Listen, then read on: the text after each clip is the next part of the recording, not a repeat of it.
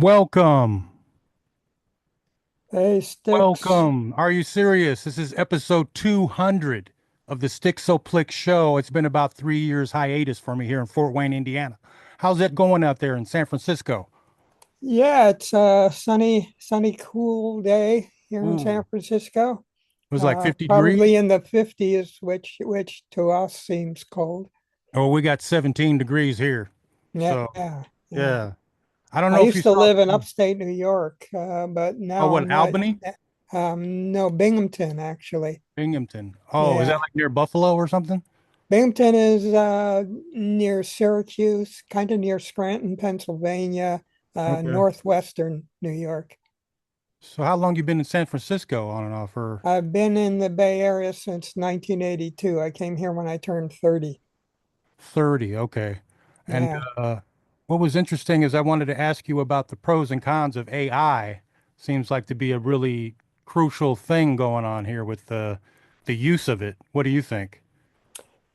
Well, I think it's complex. I think it's eating up way too much energy. The data centers. I think that the transhumanoid group is shoveling everything the store in terms of Ooh, whether the process of developing enough energy, working in the interests of fuel ah, industry, effect of that development, mm, theological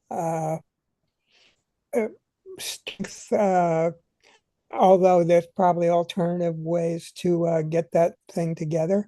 Um, I mean, on the other hand, maybe it can is it Finland that work can does be the done resource? to use less to use less energy. Uh, Mm. Maybe the AI can figure it out, actually. Yeah, that's what. So I mean, it's complicated. It's a tool. I use it because I believe use the tools. Uh, Yeah. you know, I don't necessarily recommend everybody use it, but I do believe that when they that as an counterculture person, as an alternative person, you pick up the tools that are down on the ground and use them for your own purposes or for purposes of oppositional uh, Mm. play, propaganda. Yeah, Uh, the deep fakes or whatever, like Bruce Lee playing ping pong and doing the uh, 1 inch punch with the champagne bottles and stuff like that. yeah, I mean, Like you probably. some of it's fun. I mean, I just think you have to. It's the flood. It's Tower of Babel times 10. Uh, I think Yeah. for example, I write for a periodical, an online periodical, uh, Mindplex magazine. It's Mindplex. at Okay. it's at mindplex.ai. Ah, So it's run by Singularity Net. I'm paid by Singularity Net, so I am in the thick of things. My proverbial boss, a wonderful fellow named Ben Goertzel, is considered by some people the top person working on artificial general intelligence, AGI. AGI, Okay. human level or human plus level intelligence. I think he may have defined the term, or at least people Hmm. have said that he did. And he spoke recently in an interview with some people in Australia who I'll get to later if you remind me. They're making a movie. No, Australia. they're in Okay. Ireland, actually. Oh, Sorry. Ireland. Okay. Yeah, they're making a movie about crypto, But getting back Hmm. to Ben Goertzel, um, he said that he expects that we will see the singularity, that moment where artificial intelligence becomes as smart Now, and then smarter than humans yeah, in years, not in decades. Now, as much sooner as than I, 2045, like Ray Kurzweil, he said it's yeah, no, 2045. he's thinking sooner, Okay. in years. Hmm. Now, Like the next 5 years or so. Or, yeah, now I love Ben, but my warning is that a premature belief in the idea that the AIs are super intelligent will lead to a cul-de-sac kind of uh, a level of confusion between what's true and what's false. hmm. We're already in it now Yeah. with deep fakes, with Trumpism, with post modernism and so forth. We're already deep into an area in which reality, uh, to the extent that reality exists and is not just a dance of Maya or whatever, but consequential reality has become deeply confused, uh, deeply. Uh, it's become a tool for people who want to hide bad intent in terms of global level theft Hmm. and authoritarian power. Uh, it's already at that stage, and the belief that AI might be running ahead of us, might have better solutions than we have, a premature belief in that really leads to something that's quite apocalyptic, I would say, something that's quite. Yeah, what I find interesting is there was like, did you hear about the cult of Malt?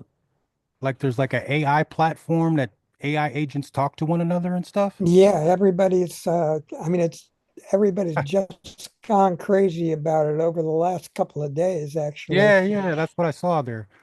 So, Yeah, I have not even wanted to jump in to the point of looking at what's going on there. I've looked at the surface of it, and somebody suggested it's a honeypot, whatever, that mm, maybe even dipping into it might lead to some sort of trap. So mm, I'm gonna investigate that further over the next day or good. so. But I mean, I probably will investigate what is going on there. But I mean, I think it's a sort of trickery. That it's a bunch of apps not saying anything more interesting than what they can uh, grab, what they can appropriate from uh, human versions of communication, Mm, human words, as filtered through AI and then passed back and forth. So I don't think it's anything more interesting than that. Whether an app can develop the intuition to leap from pretty basic language model AI into something where they're communicating with each other in a way that conspires against or for human beings. That's very dubious. Cory Doctorow has a metaphor. I can't remember exactly what it is, but it's something along the lines of the belief that AIs will reach human intelligence using the models that we currently have is sort of like believing if you can get the trains to run fast enough, they'll suddenly start flying or they'll suddenly start turning into rockets or airplanes or something like Like that. the Jetsons will have briefcases into rockets or ships or something like that. Right, right. And I mean, it probably doesn't work that way, but I'm mystical enough to Mm, think that maybe something weird will transpire. At the end of the Uber cyberpunk fiction work of William Gibson, the Neuromancer Neuromancer. trilogy, uh, um, he has the AI becoming self-conscious right at the climax. So I mean, it's something certainly science fiction has fantasized about, and there's always a possibility that something weird will occur. But I do think mainly it's unlikely that it's going to become as smart as humans or smarter than humans. Yeah, I mean, humans are very stupid in a lot of ways, but have particular skills. And, I mean, no, I think the whole thing is problematic. I think uh, it has some rapid problem solving abilities in terms of mm, drug development, in terms of manufacturing. Uh, but the reliance on it, how disastrous could a single error become? I'm sure there's a lot of science fiction based around that idea. There yeah. was a scenario in San Francisco. I Mm, can't remember the name of the company, but it's the one with self-driving cars that are very popular in San Francisco. And mm, they're basically an app like Uber, and you ping it that you need a pickup, and it comes to you. Some pranksters all went to a cul-de-sac, a dead end in San Francisco, and mm. they brought all the cars to the dead end, and they were in the jam. They were stuck there for quite a while. Okay. How do you feel about Suno and Sora using those apps? Like Suno, have you been using that at all? Or I I had someone I collaborate with okay. use Suno to develop two songs. One of them is called "I Used to Dance Between the Raindrops," Ah, which came out really good, and the other is "Live Free or Dye Your Hair Pink," which sounds like a sort of a generic tough girl Chrissy Hines rocker, Chrissy Hines Pretenders kind of rocker. mm, Uh, okay. and that one is okay, but it's a little obvious how generic it is. I mean, the other one may even be more generic, but it's so well done, and it's very commercial sounding. And I shared it with people, and they were without telling them that it was AI. And a couple of them were like, "Oh, this is the best thing you've ever done." Ah, yeah, I've done a But I mean, also because it's mellow and it's not assaultive, so that may be one of the reasons why they liked it. how about music that's come out recently? What were your thoughts on I think I sent you one. It was by No Effects. I don't know if you got a chance to hear that song yet. It's about Yeah, I don't. Minnesota. And then Bruce Springsteen, he obviously had a song that just came out and reached a lot of people with Streets of Minneapolis. And they're like, Yeah, well, that's two the no songs. effects thing was Uh, AI generated. oh, no, that's not, it wasn't AI generated though. Oh, It's like okay. it's reworked. It's a Yeah. reworked project. But All right. Yeah. yeah. I know you sent me something I listened to by you about 2 or 3 years ago that I really liked. Oh, And the Bruce song, I haven't listened to it yet, I'm not huge Bruce Springsteen guy, but I'm Okay. more of a Bruce Springsteen guy when he rocks or when it's a deeply depressed. I'm Oh, not, like I'm on uh, fire, like a. yeah, or the Boom. Nebraska stuff. Okay. But I mean, it sounded. I listened to a few bars. It sounded like a Dylan-esque response to social events, Dylan-esque pre-21st century. Um, but I'm glad he did it, and I'll listen to it eventually. Okay. And I I just. mean, Dylan is But from Hivings, Minnesota. He oh, ought to okay. get in the game. Yeah, look, I think there's going to be a domino effect with just those two, No Effects and Bruce. They came up with some. It's like Ohio for with the Neil Young Yeah, song.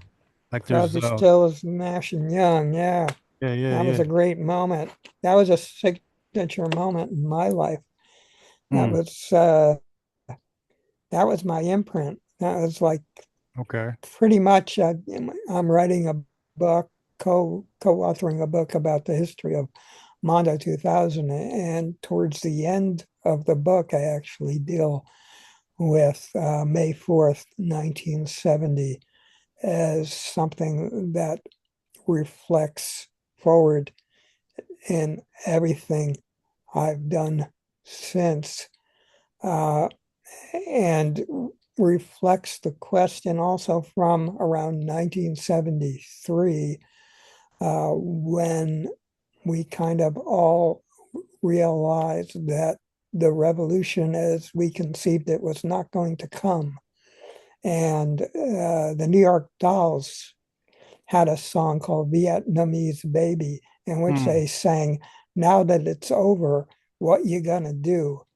And I've been asking myself that question ever since. Wow. Huh. So I don't know a little. Maybe we can go a little bit more into the early history with the 70s. Like, how did you were you in San Francisco or New York, or how did that come about? You meeting Timothy Leary, Robert Anton Wilson, and all the I psychedelic was alumni? I was in Binghamton, New York, and frequently in New York City in the 1970s, and then upstate in Rochester, New York, and just getting ready to move to Berkeley. Uh, well, no, that was, Hmm. yeah, at the end of the 70s. So, Okay. um, and I met Leary in the 70s in Rochester, where he was doing a stand-up comedian slash philosopher performance, relatively fresh out of prison. Hmm.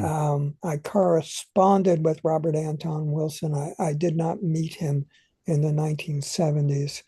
I was a member of the Yippies Youth International Party, formed by Abby Hoffman, Jerry Rubin, and a bunch of other people in the early and mid 1970s. Kind of dissipated. I never left per se. I helped to create an underground newspaper in Binghamton, New York, from 1970 through 1972. Hmm. Um, and I mean, there was a bunch of stuff that was happening then. A period of activism, a period of wouldn't really know how to describe it. Decadence, I guess. Hmm. Weirdness. High Being weirdness. being That, like the mini Warhol of Binghamton, New York, kind of okay. described that way. Uh, big fish in a little town. I mean, it was fun. I mean, I wish I was a Warhol. I wish I'd filmed or videotaped it all because Uh, they were the craziest, most interesting freaks I knew, or like was their own set of they Merry were more Pranksters? interesting than hanging out with Leary in Beverly Hills in the Oh, even the Merry 90s. Pranksters, or like Well, did yeah, I mean, my pranksters might have been more interesting, but ah, I didn't get to meet them. Wavy and the hog farm came through Binghamton and got busted. And they had to wait around. They were welcome to hang out behind a Unitarian church while everybody went over. The locals went over to gawk at them, including the local hippies, and there were a lot of hippies in the town. And then Wavy ended up coming back relatively frequently. And there was a college there where he put on a couple of shows. So okay, it was a vital time. There was a good, solid movement. The anti-war thing developed in the early 70s. It was a strong movement. It was college people and local people coming together in equal numbers. Um, and I mean, there was a local freak culture that was pretty much distinct from the culture uh, up at the college. A lot of people from Long Island and New York who probably went home and became straight and went to Wall Street or whatever.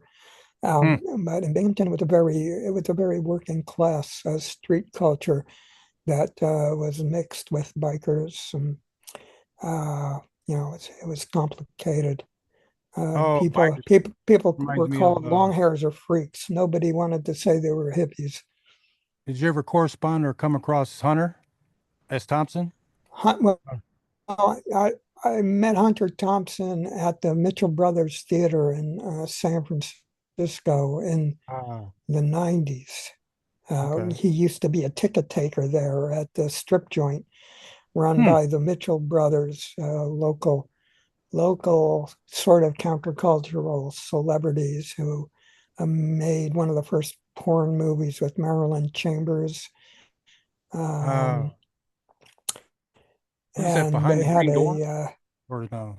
What was the Yeah, name? behind the green Or door, exactly. And they had a nightclub there, and they were pretty coked up. And uh, when Hunter was there, they wanted to try a smart drug.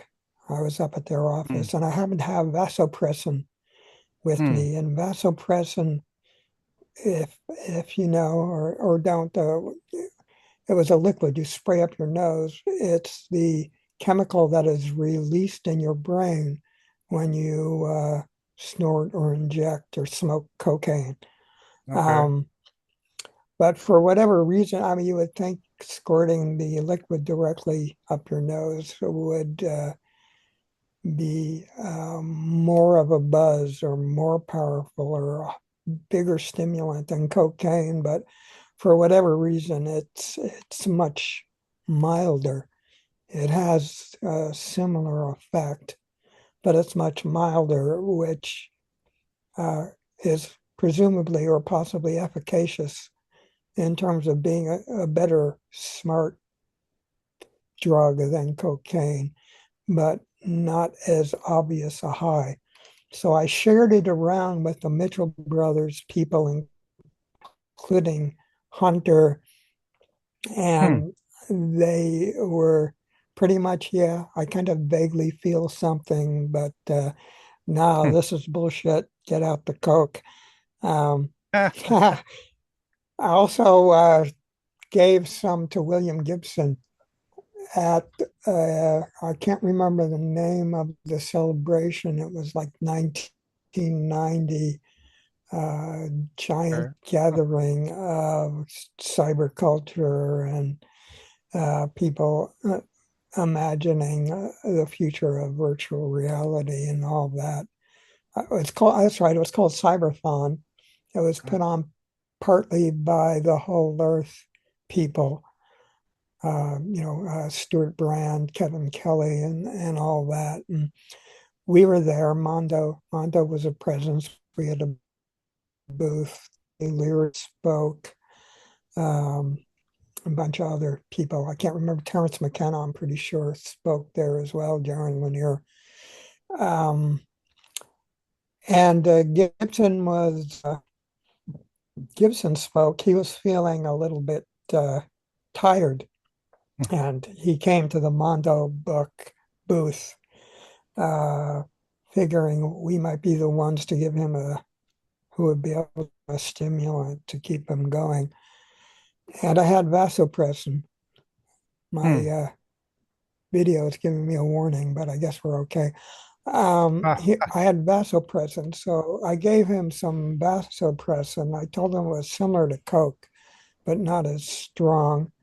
And he got some of it. He took a fairly good inhale of it, and he had a positive reaction to it and felt that it helped.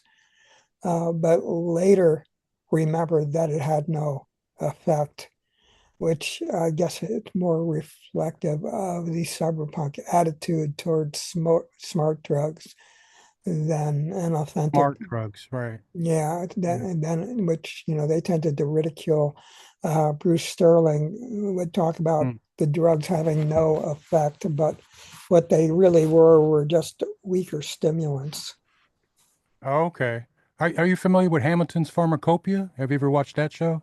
I've watched a number of the episodes of it, Okay, yeah, and I've enjoyed it. Did he go into smart drugs? I don't remember. yeah. He went to the whole spectrum, like across. There's like Mm, each Yeah, one, like there, he did the ketamine on one episode. He did ayahuasca. yeah, He did peyote. He yeah. did all the acid and all the different ones, designer drugs, Nootropics, he called them nootropics. probably. Yeah, that's probably what he called them. And what was his conclusion, or what did he experience? I think that it was a euphoria of some sorts, but he was like paralyzed with just stuck, I guess, is what is some of his He was experiences. paralyzed. Wow, that must have been a pretty strong smart drug that paralyzed him. There was actually a drug called euphoria, Mm. which was a stimulant. I don't think I ever became completely certain of what the makeup of that was, and it kind of disappeared off the market. Hmm. If anybody out It's there like knows, K2 or Spice or yeah, whatever, the tune or what they call it. you know, I uh, I found it to be somewhere at the intersection of uh, meth and ecstasy. A little bit more stimulant than ecstasy, but a little bit more Hmm. loving and friend wanting than methamphetamine. I freebased it once. God, I felt like God. Uh, but man, it disappeared. And I wrote a piece about smart drugs for Whole Earth Review in the mid late 80s, probably around 87, about smart drugs. It was Hmm. you can probably still find it. It's called May You Never Sleep. And they did me the quote unquote favor of filling in the chemical makeup when they could gather it up of the various smart products that I described. And they the chemical makeup that they gave was just MDMA, ecstasy. They made an error, which I wound up being blamed for time Oh, immemorial. wow. Did you ever meet Alexander Shogun? Oh yeah, yeah. Okay. Shogun was a bit of a pal. Attended his situations, parties. I went to his house. He was friendly right from the get-go. I didn't know if he would be friendly because there was certainly a bit of a boundary between the underground. And the radicalism of the magazine I was doing at the time called High Frontiers, Hmm. which had a cover that had And that's the Art Linkletter saying "Kids do the darndest drugs." uh Had a centerfold of Nancy Reagan as the goddess Kali oh wow. Holding Jerry Falwell's head on a stick.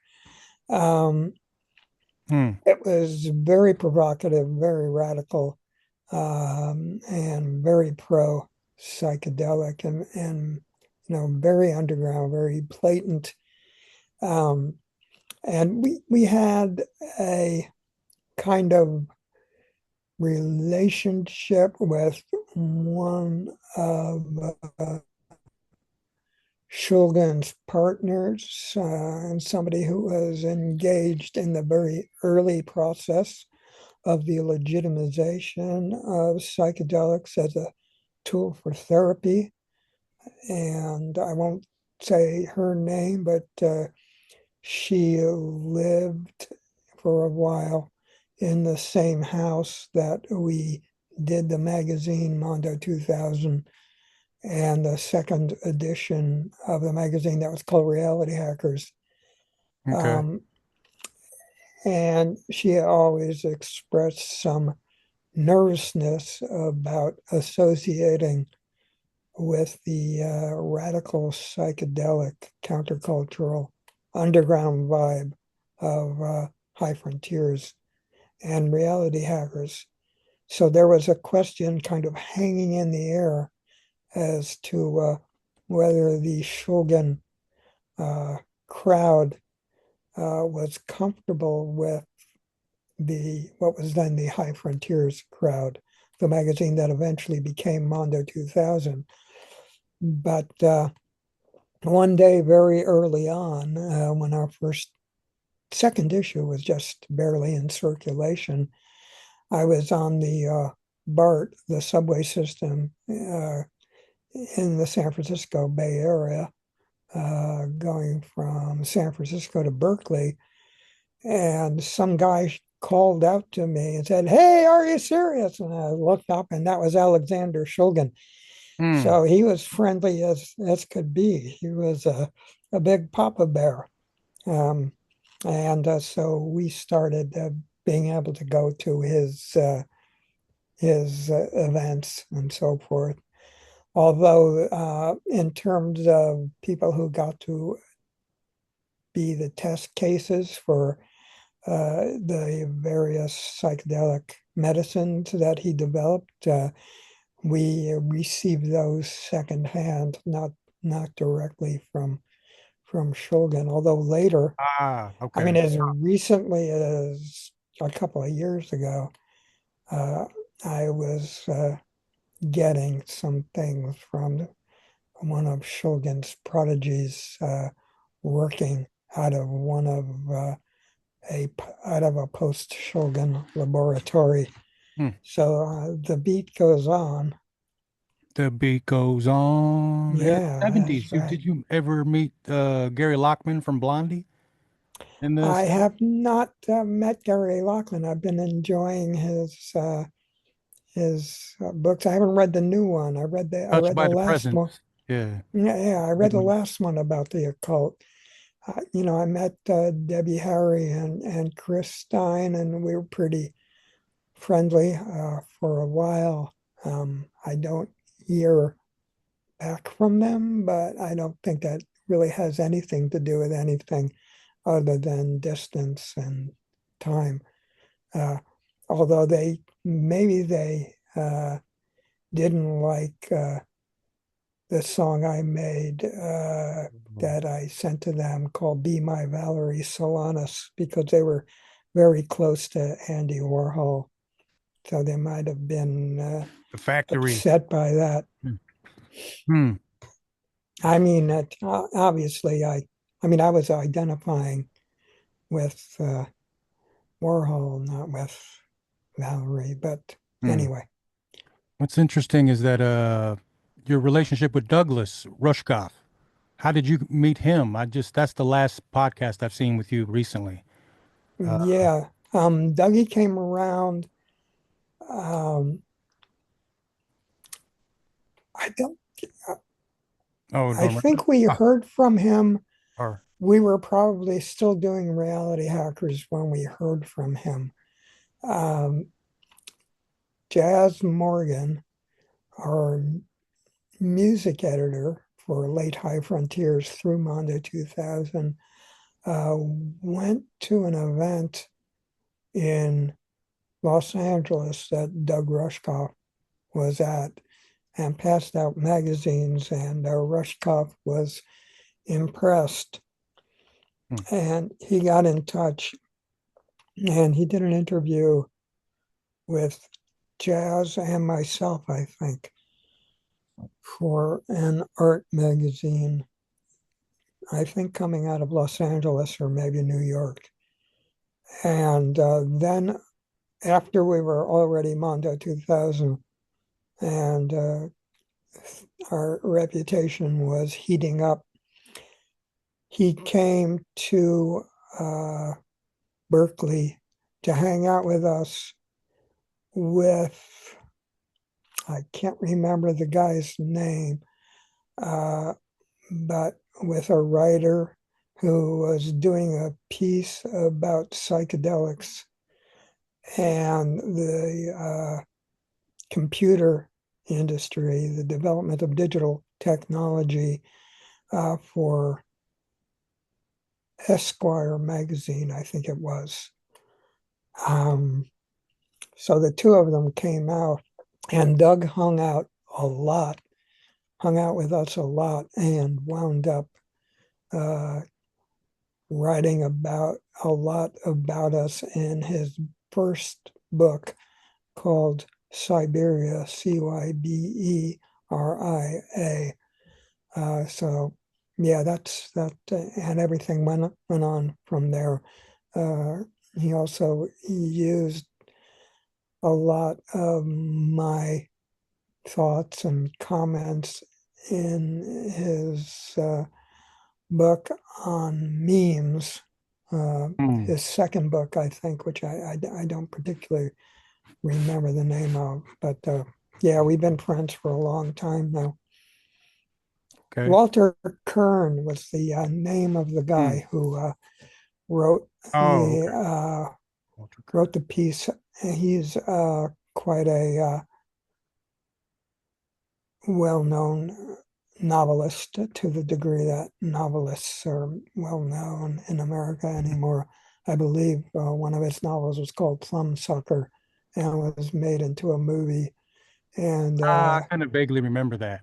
yeah, and Thumbsucker. he's a guy who goes on Fox now Oh, on one of their jokey yucking it up shows, huh. and is a fairly reactionary fellow.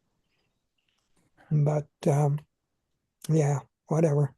What about the book you're working on now? Is it a Mondo 2000 book that you're compiling or? Yeah, with a professor from Georgia, Shiraches, who teaches media studies and screenwriting there. The two of us have been developing a book about the history of Mondo 2000.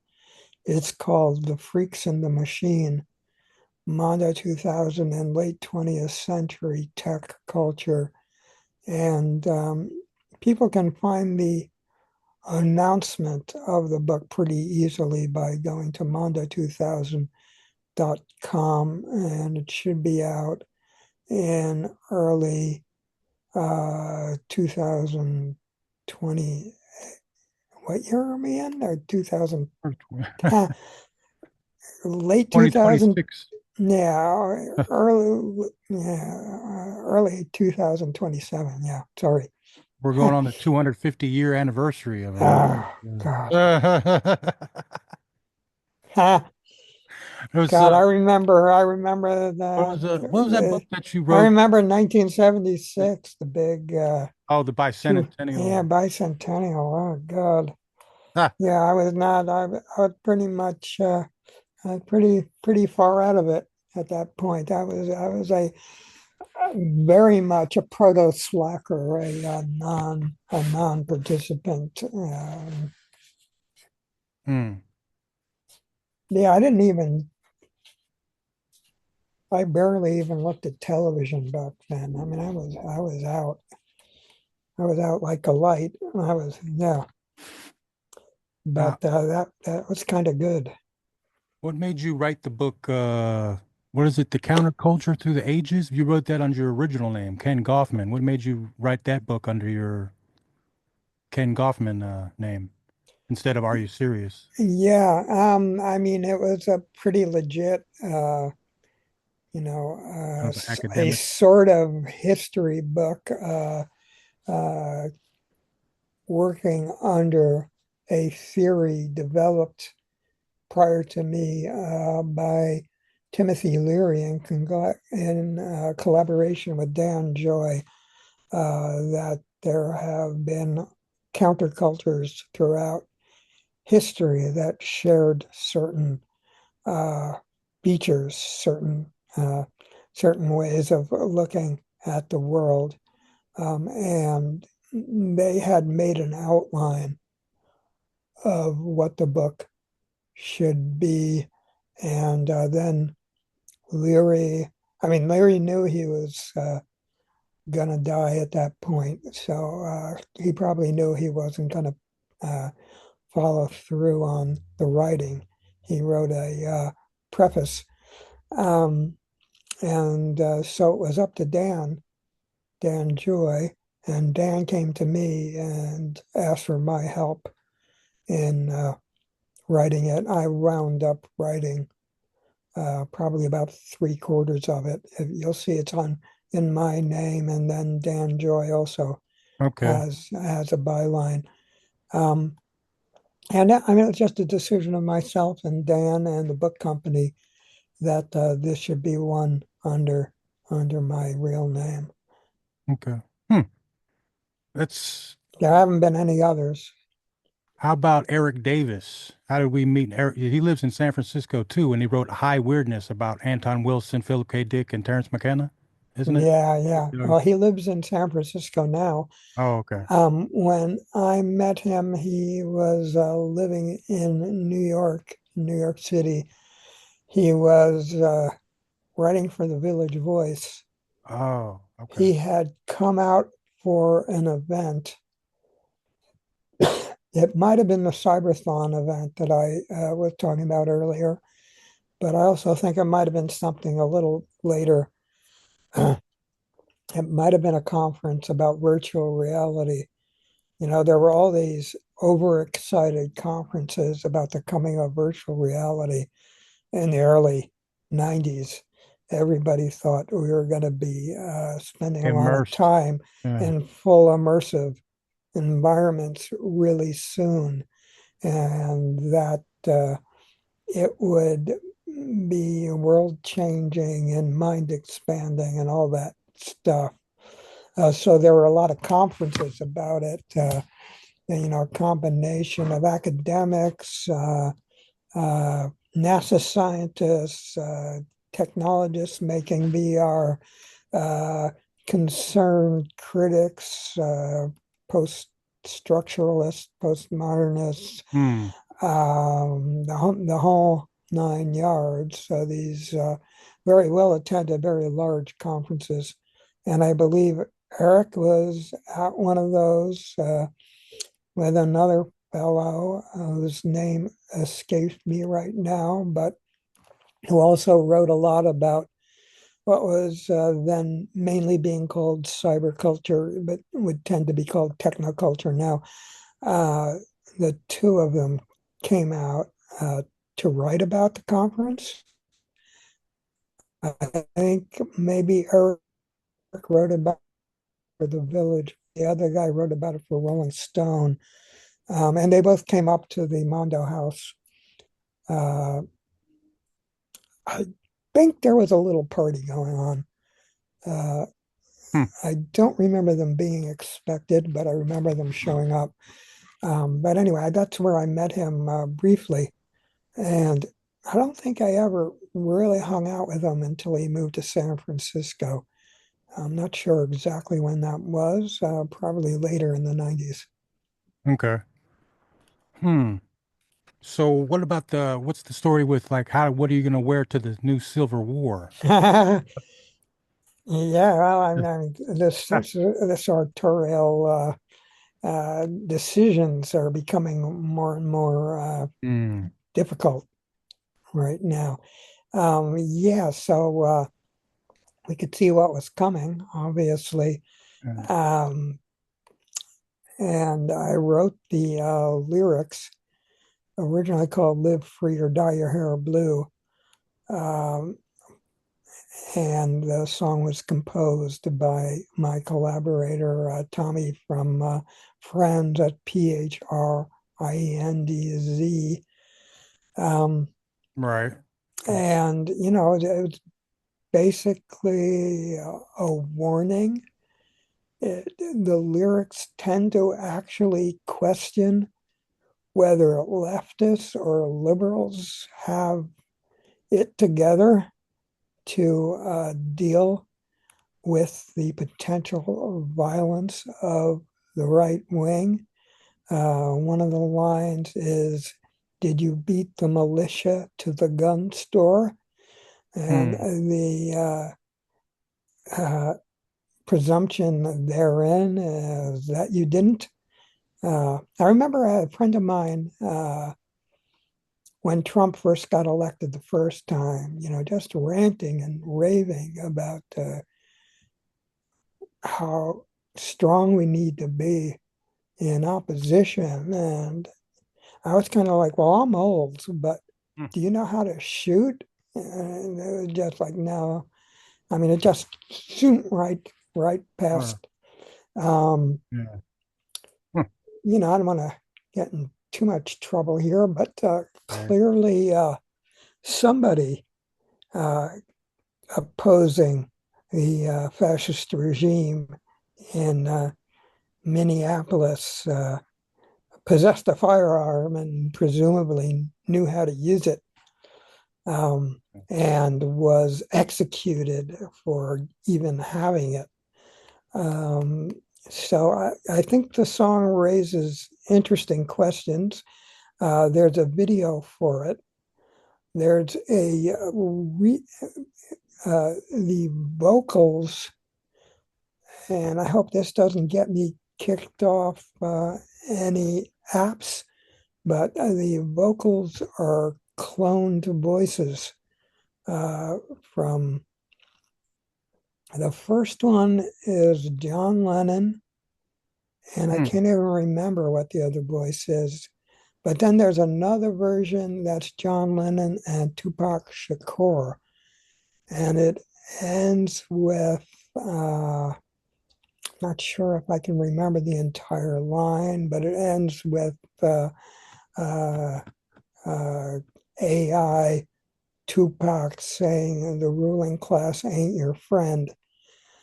And that's Hmm. a new one. I haven't gotten a video done for that one yet, but I'd like to. Mondo 2000. Now when it go defunct, you're bringing it back, or is it's already no longer in Well, we have the issue? website, Okay. mondo2000.com. If people go there, the first thing they'll see is an announcement of the Mondo 2000 book.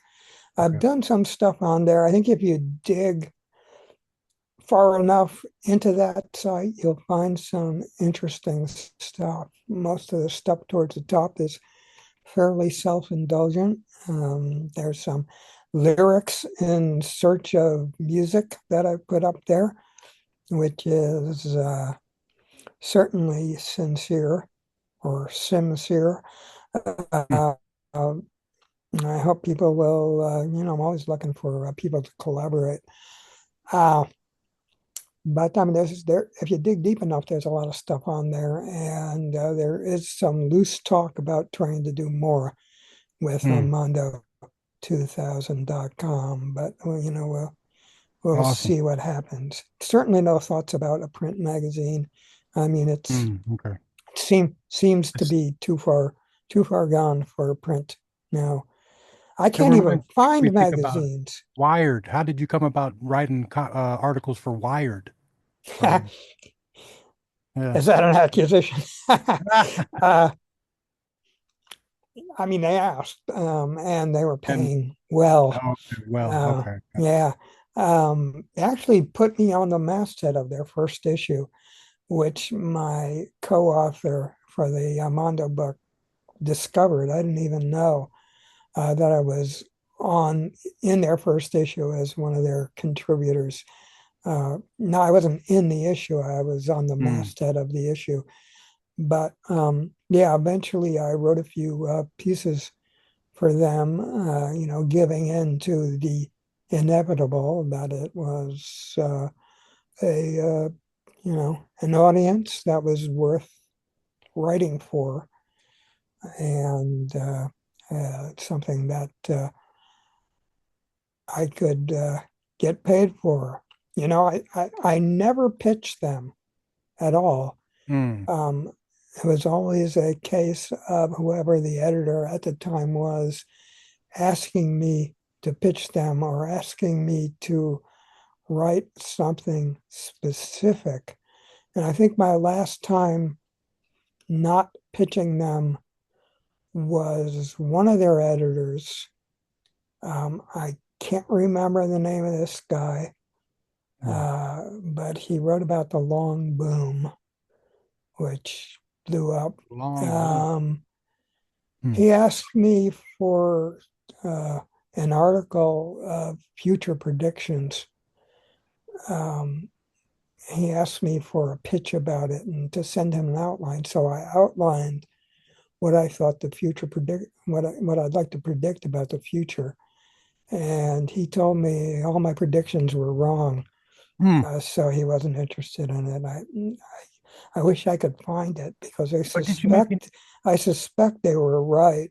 They Hmm. were about collapse, and they might Oh, have been a little exaggerated, but they were far in advance of 2008 when the economy more or less collapsed and kind of ended up being hung together by baling wire and spit and hmm. telephones.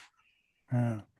Man, just that was making me think about the first article about the internet. The whole world is talking, or is it something like that that you were involved with, or did you write that actually? Or What's it called? the whole world is talking. That's what I read up on your said Wikipedia, like the nation, or let me see. Oh, I don't know. they might have quoted from me. Yeah, for the nation. I vaguely remember seeing a quote, but Yeah, the nation, 1993. I don't think I actually wrote an article for them. Maybe I did. I don't remember. Oh, okay, it just I think I discussed would that. remember writing for the nation. Yeah, Actually, it would be right. like a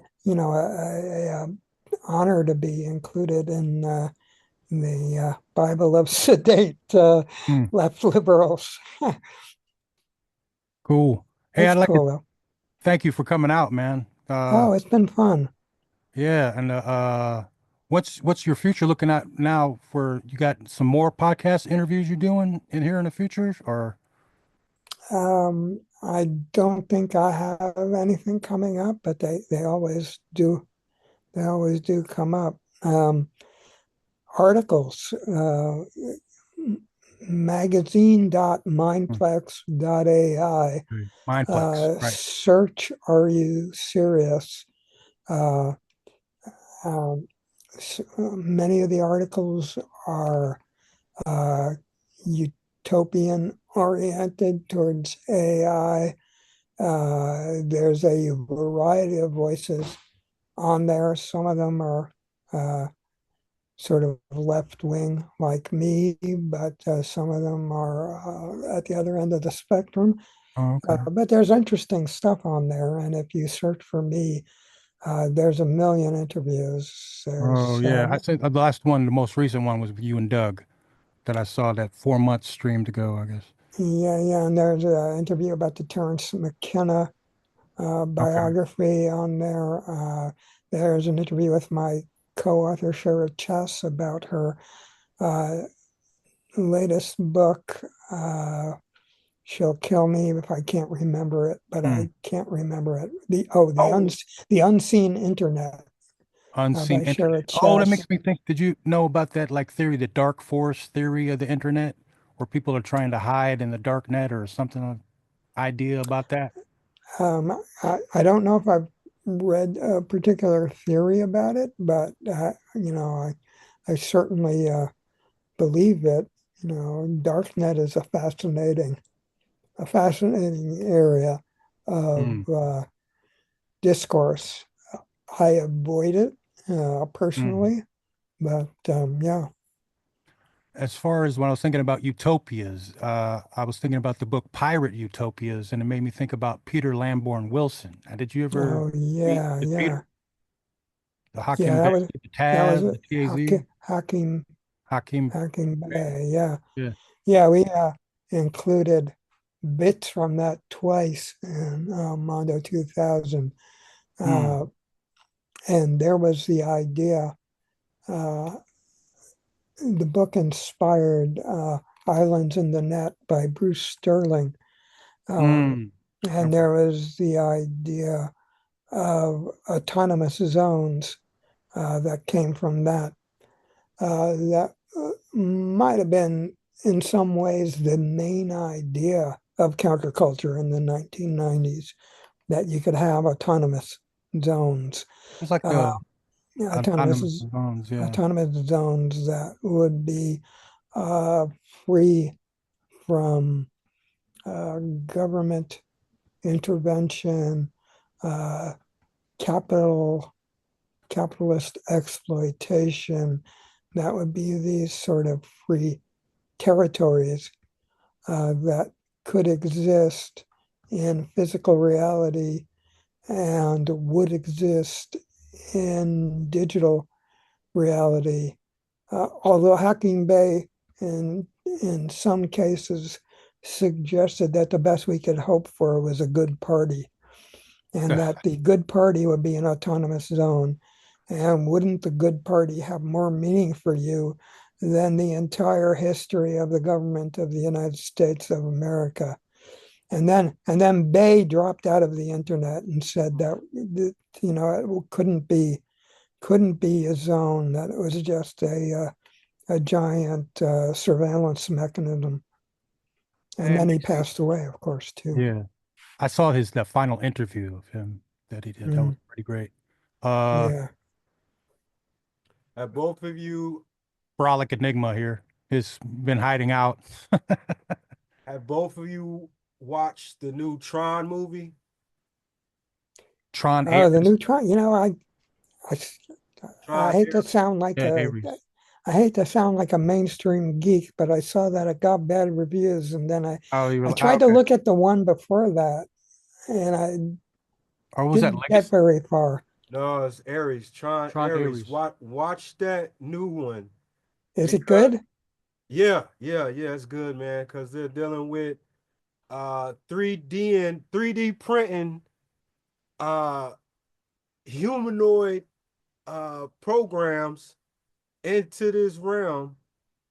And if you've seen any of the Tron movies, you know what the Tron universe looks like. It's Yeah, basically a whole world of circuitry, which we in right now.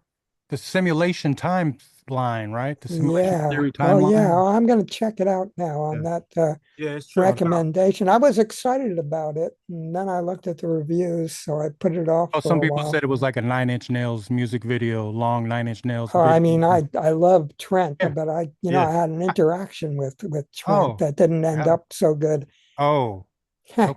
Ah, what was that like a party of some sorts or something? That Well, no, actually, it was I was supposed to do an album with my band Mondo Vanilli for Nothing Unknown. Records, Okay. and Nothing Records kind of collapsed and left 5 out of 6 bands in the lurch.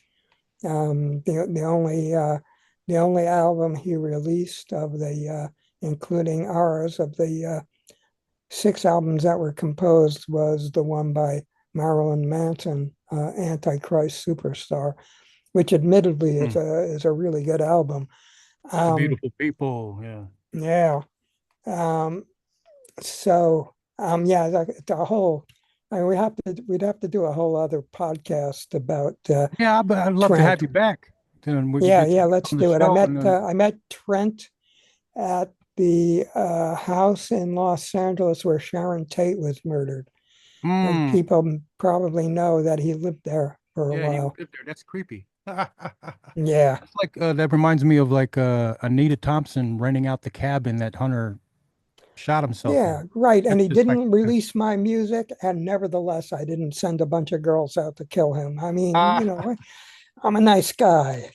right on. Anyway, Are you all serious? What should we take serious? Are you? What should we right. take serious these days? Oh yeah, well, I'm serious about opposing fascism. There we Yeah, go. for a long time, I've told people that was the only thing I'm serious about. And that's the thing that's getting serious. Okay. So, Well, thank you. Are you? all Thanks right, for man. coming out and enjoy the rest of All your day. right. And All right. You too. looking forward to All the next right. one. All right. Peace. Talk to you Peace. soon. Bye bye. Bye.